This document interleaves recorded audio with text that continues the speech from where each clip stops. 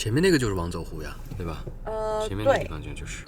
又来到王走了，真的是每一次到北海道来就觉得特别的舒服，心情很愉悦啊，尤其是天气好的时候。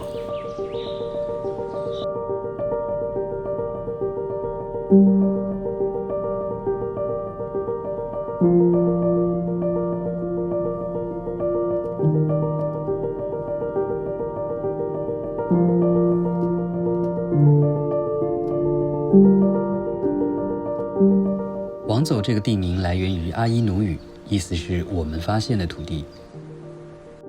王走是北海道东北部鄂霍次克海沿岸最大的城镇，这片土地的发展得益于当地的水产业和观光业。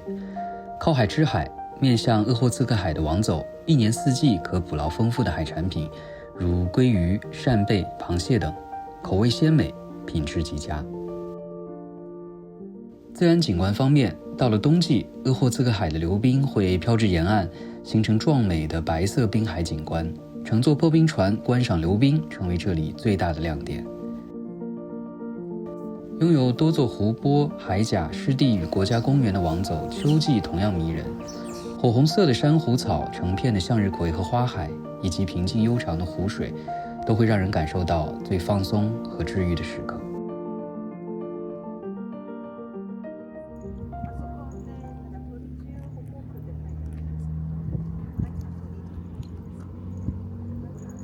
一般秋天到王走来一定要看的就是这个珊瑚草，它其实一般是绿色的，但是到秋天的时候它就会转成红色，就会说有一片的这个红色的珊瑚草在这个地方，还是很壮观的。然后尤其是它这边有一个步道，可以顺着这个步道呢一直往里边走。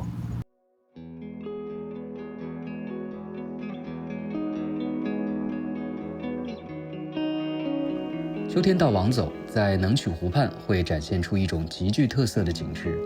大片珊瑚草由夏日的绿色逐渐变为鲜红色，像是给湖岸铺上了一片硕大的红毯。这里的珊瑚草群落被认为是日本最大规模的珊瑚草群。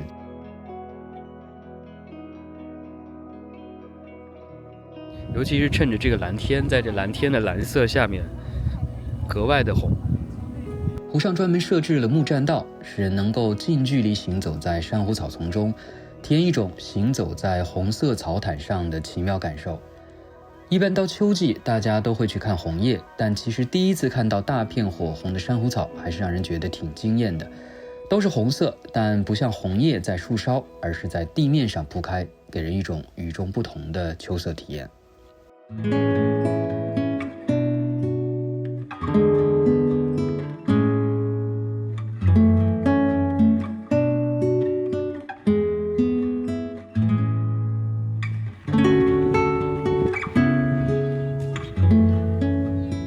这边在珊瑚草旁边还有一个以前老的蒸汽机车，哇，这个已经很破败了呀。很多小学生，他们应该在这上课吧，做体操的感觉，体育课。同样是在能曲湖畔，离珊瑚草不远的地方，两辆被静态保存的火车挺值得去看看的。这里是旧卯原站内的遗址。在1987年废线后，由王走市将其改造为卯原内交通公园，并在旁边设立了王走市铁道纪念馆。公园内静态展示着一台9600型蒸汽机车和一节欧哈47型客车，让人们得以回顾当年的铁路风貌。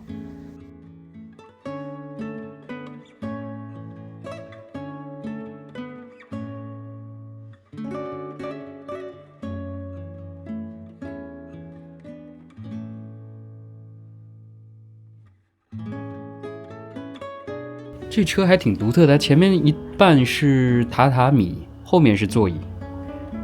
真的是以前的车是这样子的吗？我觉得它这个周边的风景其实真的挺不错的，完全可以把这个考虑开成一家餐厅，要不我把它包下来算了，开成一家餐厅或者咖啡店，在这儿可以完全把这个利用起来。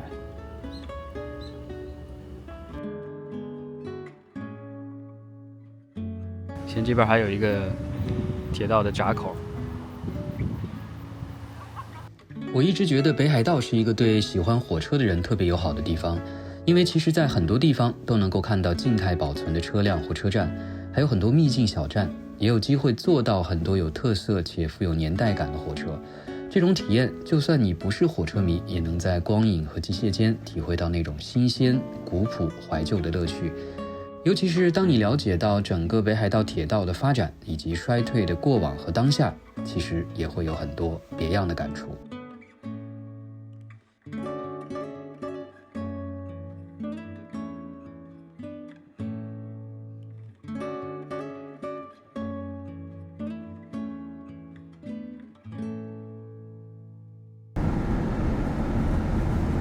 今天中午要来吃一家这边还挺有名的一家拉面。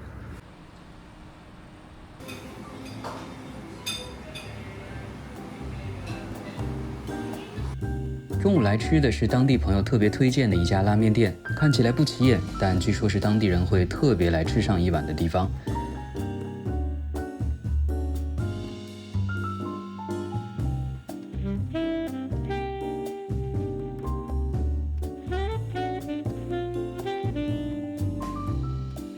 店里的招牌是多罗拉面，多罗在日语中是浓稠的意思。这碗拉面最大的特点就是那一碗极其浓郁的酱油豚骨汤，汤头浓厚但并不过分油腻，香气扑鼻，入口后层次丰富，香味在口中慢慢散开，想必于这里寒冷天气相得益彰。但虽然看起来非常浓厚浓稠，但是你吃起来其实不是很腻，我觉得挺好吃的。另外也很推荐大家尝试一下另一款特别的番茄芝士拉面。据老板介绍，这是他为了在常见的拉面口味中加入一点西式风味而特别研制的创新口味。所以他其实把意大利面和日式的拉面结合起来的，是有点，我觉得有点像是创作料理一样的感觉。这个还挺独特的，我觉得。是的。番茄的清爽酸香与芝士的浓郁融合的恰到好处，汤头清爽又开胃，还加入了虾仁、香菇等丰富配料，让整碗拉面的口感更加有层次。不论你喜欢浓厚系的经典风味，还是想尝点新奇独特的组合，这两款拉面都非常值得一试。北海道的拉面还是比较有名的，我觉得大家到北海道来的话呢，各地都有比较不错的拉面店，可以尝试一下。跟老板聊天，据说店里所有的底汤都是每天新鲜熬制的鸡汤，所以会格外的鲜美，也成了店里吸引顾客的一大亮点。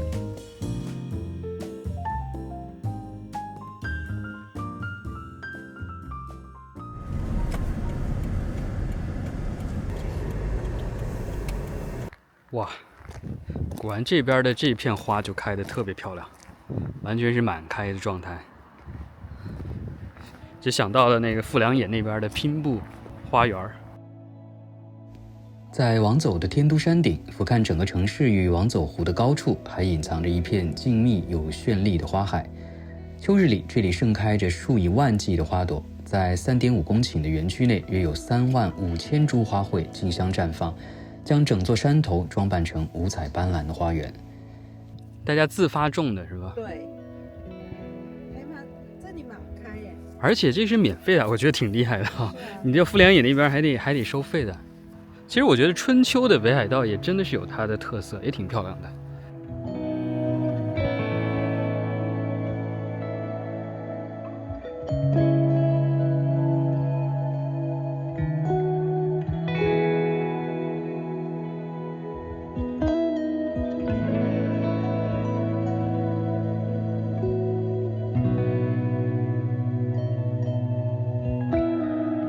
它这边还有一个展望台，可以走上去俯瞰底下的花园。站在高处，不仅可以沉浸在花海中，还能远眺枝梢连山的雄伟山峰，以及远处静谧的往走湖。这里的开阔与宁静，让人仿佛与大自然融为一体。这座花园自2002年起在天都山滑雪场的一角建设而成，冬天是雪白的滑雪胜地，夏天则会变成市民与游客共享的花海乐园。这个白色的，看它的介绍是模仿溜冰的景象，其实还挺形象的，一片白。这家店叫 Limo 啊。Limo 对。不过这天气确实挺适合吃个冰淇淋的，真的是，真的是。在王走 Limo 意式冰淇淋店，几乎是所有游客与当地人都会推荐的甜品圣地。店铺位于被绿意环绕的呼人地区，外观是一栋绿顶褐色的简约小屋，门前常常有当地居民或慕名而来的游客排起了长队。一颗球的话呢是490块，2颗590，3颗640。这家店的冰淇淋以王走近郊牧场的新鲜牛乳为原料，由曾在世界冰淇淋大赛中获得金奖的冰淇淋匠人高田聪亲自监制，每天会提供10几种口味，从浓郁的北海道牛乳、香滑的开心果，到带着危险海风的海盐焦糖，再到令人惊喜的蟹壳风味，每一种都体现了北海道的自然气息和当地的食材特色。今天选了2个口味啊，一个是开心果口味的，这是店里的特色。刚老板说他们这个开心果是每天到店里现煎的啊，所以非常的新鲜。哇，这个开心果真的好吃，它不是说单纯的那个开心果口味，它里面是有很多的这种开心果的果粒在里面。然后这个是螃蟹的蟹壳和开心果混合做的。这个有点意思，它是有那么一点点淡淡的咸味，然后你仔细去品的话呢，能感受到很细微的螃蟹的那种香味儿，然后再加上开心果的这种果粒的这种焦香在一起，我觉得这个也蛮好吃的，很独特的味道，而且它也是用了当地的食材，所以是当地特色的口味，你在其他地方肯定是吃不到的。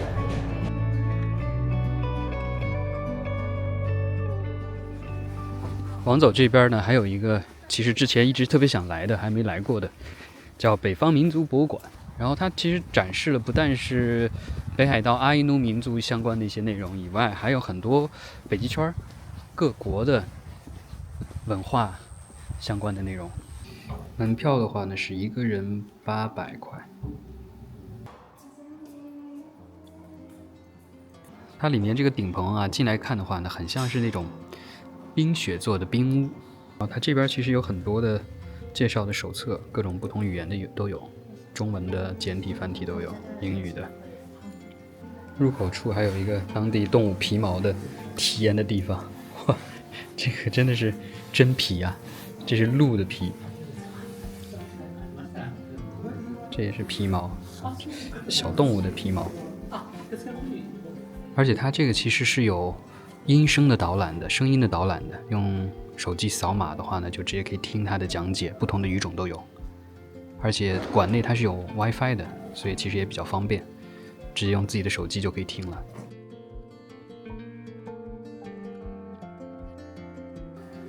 哇，它这个走道设计的就蛮有那种冰雪世界的氛围。位于王走天都山的北海道立北方民族博物馆是日本唯一一座专门介绍北极圈及高纬度地区民族文化的博物馆，非常有特色，很值得一看。直接用手机播放就行了，可以不用声音太大。本导览大约以30分钟的时间为您介绍常设展览室。北方民族博物馆于1991年2月10日开馆。馆内展示了从格陵兰、阿拉斯加、斯堪的纳维亚到北海道的北方民族的生活方式与智慧，也深入介绍了当地的鄂霍次克文化和阿伊努文化。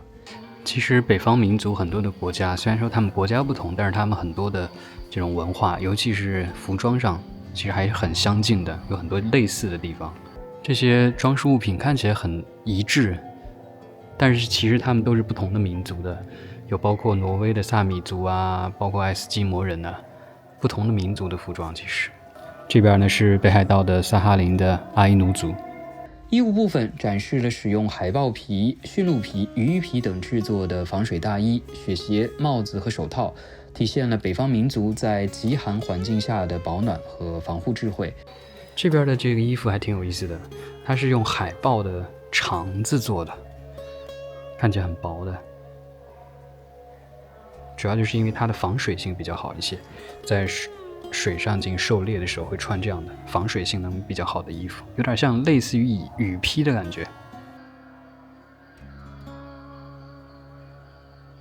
住宅部分既有阿拉斯加爱斯基摩人树穴式的冬季住宅的全尺寸模型，也有北海道鄂霍次克文化的树式干草屋，可以直观感受不同民族的生活布局与建筑技艺。北方的人民用很多的毛皮换了这些生活用品，包括这其实是研磨咖啡用的，都是泡咖啡用的，然后还有壶、装咖啡的袋子、装枪的袋子。工具部分展示了狩猎、捕鱼、畜牧相关的工具，如猎枪、弓箭、鱼叉、雪橇等，呈现出北方民族依赖自然资源谋生的方式。此外，还有各类手工陶器与木质餐具、陈列图腾柱、仪式面具、祭祀用具和装饰品等，展现了北方民族与自然神灵之间的文化联系和精神信仰。其实特别有意思的是，博物馆并不是单一某个地区纵向历史的展示，而是有很多横向的关联和比较，而且可能跟我们大多数人的生活相距较远，所以就会对很多表达、景象以及物品的出现有更深的感触和理解。不但会特别形象，也会觉得很感动。之前有跟一个台湾朋友聊天，聊到他去过博物馆之后的感受，我觉得说得非常棒。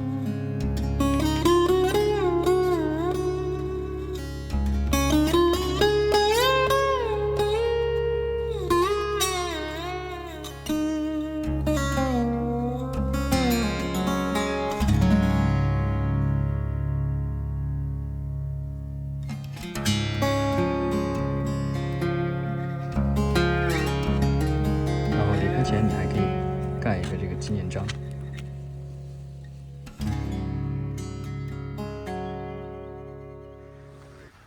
从那个博物馆出来之后，就完全凉快下来了，凉爽下来了。北海道的它的这个秋天还是挺舒服的，秋高气爽的样子。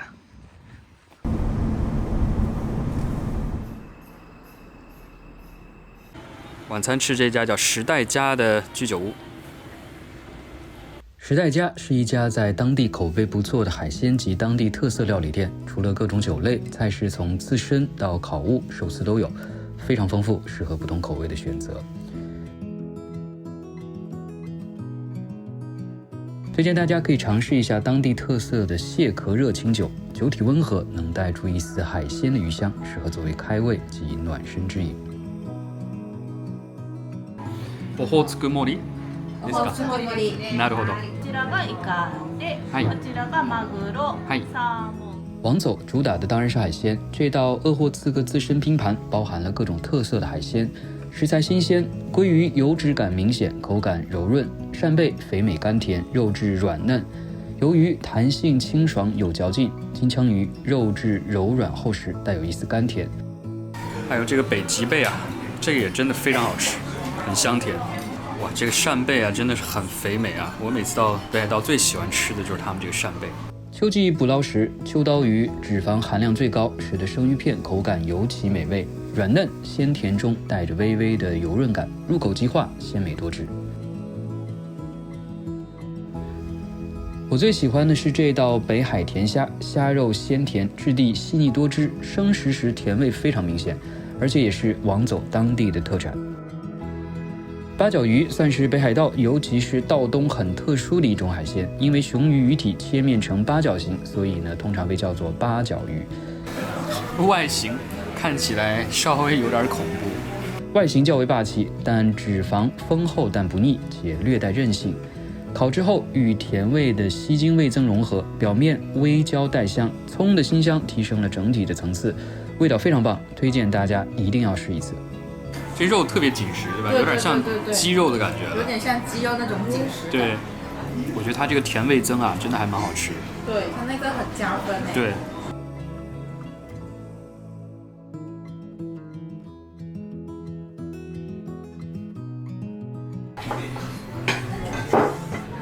这个汤是他们当地人特别推荐的线子汤，然后据说吃了之后呢，精力会非常好，特别补精力的一道汤。哇，这个鸡蛋上还有蟹肉啊，看起来很好吃的样子。王走也是螃蟹和扇贝的一大产地，所以这一道焗烤的蟹肉以及黄油扇贝也是非常好吃。蟹膏烤制后风味浓郁，质地绵厚，鲜味十足，非常适合与清酒或啤酒搭配享用。扇贝肉质厚实肥美，奶香与贝类的甘味相互衬托，表面微焦，内部甘甜柔软，绝对是北海道美食中最不可错过的一道。很好吃，忍不住又点了一盘扇贝。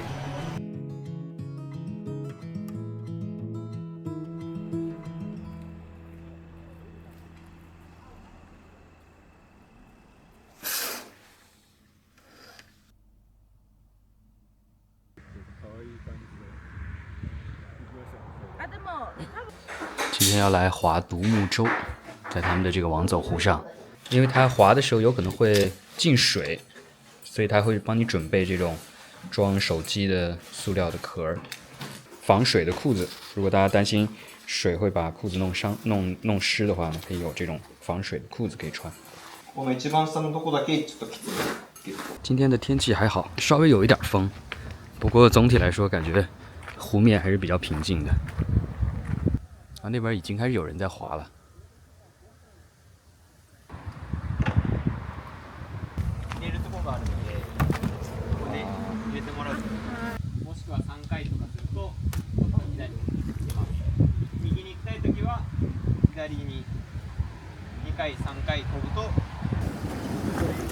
哇，下水了！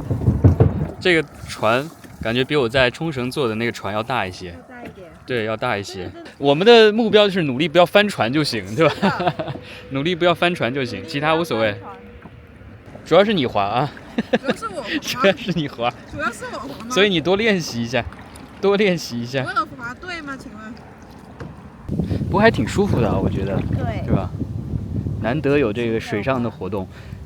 冬天来的话呢，去看溜冰坐船；我觉得秋天的话，其实划船也挺不错的，速度也很好，然后呢，方向也掌握得很好。是吧？对。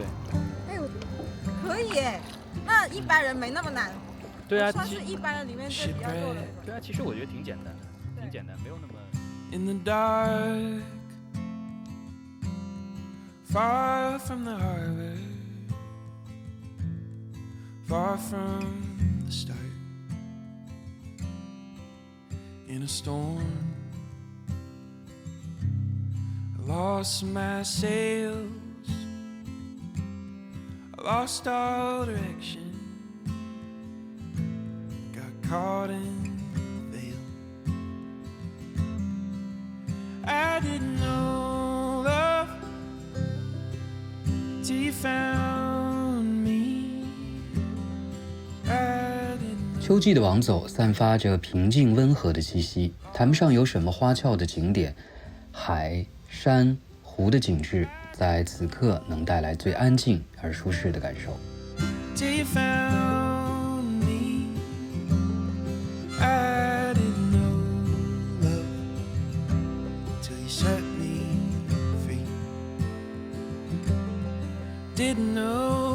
另外，秋季这里也会成为花的海洋。如果前往王走站5分钟车程的大曲湖畔原地，可以同时看到大片的波斯菊与向日葵。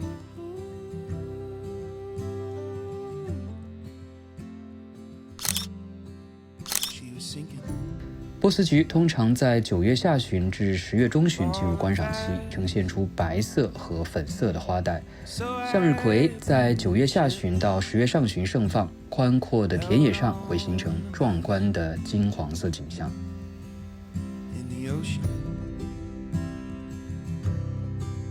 Wild and loud, I was just waiting, I was drifting out, I didn't know love till you found me, I didn't know love. 老宋是第3次来王走，每一次都有新的发现，每一次都有更多美好愉悦的享受。除了美食，王走的春有海甲的壮美，夏有观鲸的兴奋，秋有花团的茂密，冬有滨海的辽阔，让这座北海道东部的小城散发出别样的魅力。